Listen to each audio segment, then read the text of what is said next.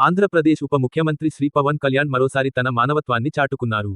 తనను కలిసిన నిరంజన్ అనే బాలుడి చిన్న కోరికను తెలుసుకున్న వెంటనే స్పందించి, గంటల వ్యవధిలోనే అతడి ఇంటికి ప్రత్యేక బహుమతులు చేరేలా ఏర్పాట్లు చేశారు. ఈ ఘటన ఇప్పుడు సోషల్ మీడియాలో చర్చనీయాంశంగా మారింది. నిరంజన్ను పరామర్శించిన సందర్భంగా, అతడికి ఆనందాన్ని కలిగించే 2 ప్రత్యేక కోరికలు ఉన్నట్లు శ్రీ పవన్ కళ్యాణ్ గారు తెలుసుకున్నారు.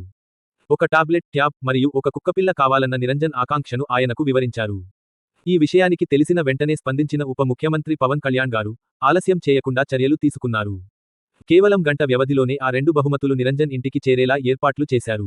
కొత్తగా ఇంటికి వచ్చిన కుక్కపిల్లకు నిరంజన్ ప్రేమగా రెక్స్ అని పేరు పెట్టడం విశేషం. తన కోరికలు ఇంత త్వరగా నెరవేరడంతో నిరంజన్ ఆనందానికి అవధులు లేకుండా పోయాయి.